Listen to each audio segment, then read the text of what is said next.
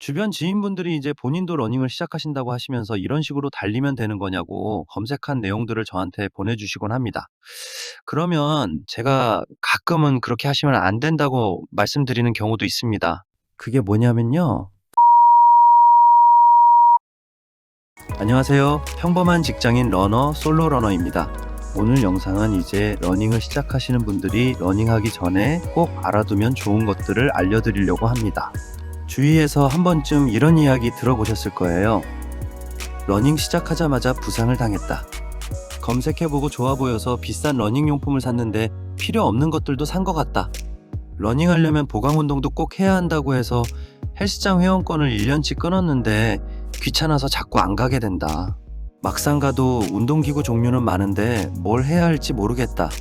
처음에는 여기저기 검색도 해보고 요즘 대세라고 해서 러닝을 시작했는데 영상을 볼수록 해야 할 훈련이 자꾸 늘어난다. 인터벌도 해야 하고 존2 러닝도 해야 하고 근력 운동도 해야 하고 스트레칭도 해야 하고 점점 복잡해진다는 거죠. 물론 지금은 예전보다 좋은 정보가 정말 많아져서 터무니없는 실수들은 많이 줄어들었습니다. 하지만 무작정 러닝하다가 다치면 병원비가 적게는 몇십만 원, 많게는 몇백만 원까지 비용이 들어갈 수 있습니다. 특히 처음 러닝을 시작하는 분들에게는 큰 부담이 될 수 있죠. 그래서 오늘은 여러분들이 다치지 않고 현명하게 러닝 정보를 받아들이고 정말 소중한 내 건강을 지킬 수 있도록 어떤 부분을 조심해야 하는지, 어떤 점을 유의해야 하는지 말씀드리려고 합니다. 그럼 바로 시작하겠습니다. 첫 번째는 생각보다 적게 시작하는 것입니다. 러닝을 처음 시작하는 사람들이 가장 많이 하는 실수가 너무 많은 것을 너무 빨리 하려고 하는 것입니다. 몸은 생각보다 적응하는 데 시간이 필요합니다. 심폐 능력뿐만 아니라 관절과 인대, 힘줄도 적응할 시간이 필요합니다. 그런데 처음부터 무리하게 뛰기 시작하면 여기저기 통증이 생기고 결국 나는 달리기에 맞지 않는 사람인가 보다 라고 생각하게 됩니다. 그리고 이것은 장비도 마찬가지입니다. 처음부터 비싼 고급 러닝 시계, 고가의 카본 러닝화, 러닝 조끼, 러닝 벨트, 각종 측정 장비까지 모두 갖추고 시작할 필요는 없습니다. 러닝은 생각보다 단순한 운동입니다.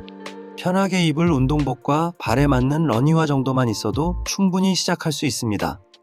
저도 처음에는 특별한 장비 없이 조깅화 하나로 시작했습니다. 오히려 중요한 것은 장비가 아니라 꾸준히 밖으로 나가는 습관이었습니다. 저도 처음에는 1km를 쉬지 않고 뛰지 못했습니다. 그래서 500m 걷고 500m 달리기를 3번 반복하는 것부터 시작했습니다. 솔직히 당시에는 이것도 운동이 되나 싶었습니다. 하지만 지금 돌이켜보면 그 방법이 저를 부상 없이 꾸준히 달리게 만든 가장 큰 이유였습니다.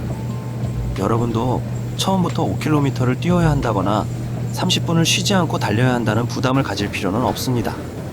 저처럼 걷기와 달리기를 번갈아 반복하는 것부터 시작해도 충분합니다. 중요한 것은 지금 할 수 있는 최대치가 아니라 꾸준히 할 수 있는 수준에서 시작하는 것입니다. 그래야 몸이 새로운 자극에 적응할 시간을 가질 수 있고 부상 없이 오래 달릴 수 있습니다. 두 번째는 현재 자신의 수준을 인정하는 것입니다. 많은 분들이 학창시절 체력이나 젊었을 때 기억을 떠올립니다. 예전에는 잘 뛰었는데, 나는 운동을 오래 했는데, 하지만 러닝은 현재의 몸 상태에서 시작해야 합니다. 지금 내 체력 수준을 인정해야 몸이 적응할 수 있고 꾸준히 성장할 수 있습니다. 현재 수준에서 시작하는 것을 부끄러워할 필요는 없습니다. 세 번째는 빈도부터 늘리는 것입니다. 많은 분들이 속도부터 올리려고 합니다. 하지만 저는 먼저 주 2에서 3회 달리기부터 시작했습니다. 그리고 점차 횟수를 늘리고 그 다음 거리와 시간을 늘리고 마지막에 속도를 올렸습니다. 거리도 늘리고 횟수도 늘리고 강도도 높이는 것을 한 번에 하면 몸은 버티기 어렵습니다. 한 번에 하나씩 늘려야 몸도 적응할 수 있습니다. 네 번째는 여러분이 생각하는 것보다 더 천천히 달리는 것입니다. 초보 러너들이 가장 많이 하는 실수 중 하나가 너무 빠르게 달리는 것입니다. 숨이 턱끝까지 차오를 정도로 뛰고 나서 운동을 잘했다고 생각합니다. 하지만 그런 속도는 오래 유지할 수 없습니다. 러닝은 생각보다 적응이 느린 운동입니다. 심폐 능력은 빨리 좋아지는 것처럼 느껴질 수 있지만 관절과 힘줄은 그렇지 않습니다. 그래서 생각보다 천천히 달려야 합니다. 약간 힘들지만 대화는 가능한 정도, 그 정도면 충분합니다. 5번째는 존2보다 자각 운동 강도, 즉 RPE에 집중하는 것입니다. 요즘 존2 러닝 이야기를 많이 들어보셨을 겁니다.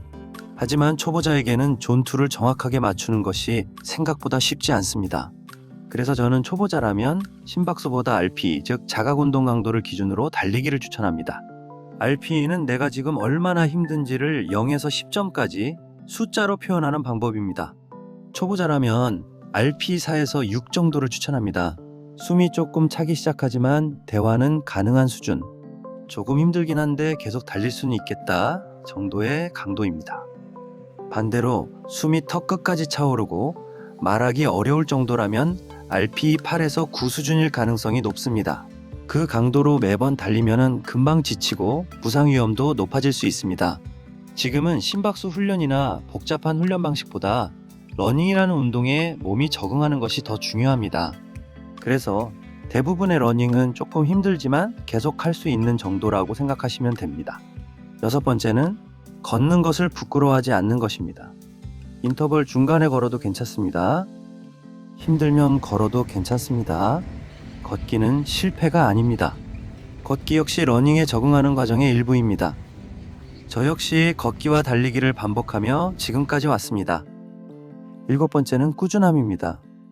사실 지금까지 말씀드린 6가지보다 더 중요한 것이 하나 있습니다. 바로 꾸준함입니다. 러닝은 잘하는 사람만 하는 운동이 아닙니다. 빠른 사람만 하는 운동도 아닙니다. 지금 이 순간 달리고 있다면 이미 여러분은 러너입니다. 기록이 없어도 괜찮고 속도가 느려도 괜찮습니다. 중요한 것은 꾸준히 하는 것입니다. 생각보다 적게 시작하고 생각보다 천천히 달리고 힘들면 걷고 그리고 꾸준히 하세요. 그렇게 하다 보면 어느 순간 여러분도 지금보다 훨씬 멀리 훨씬 오래 달리고 있는 자신을 발견하게 될 것입니다. 오늘 영상이 도움이 되셨다면 좋아요와 구독 부탁드리고요. 여러분은 러닝을 시작하면서 어떤 고민이 있으신지 댓글로 남겨주세요. 시청해주셔서 감사합니다.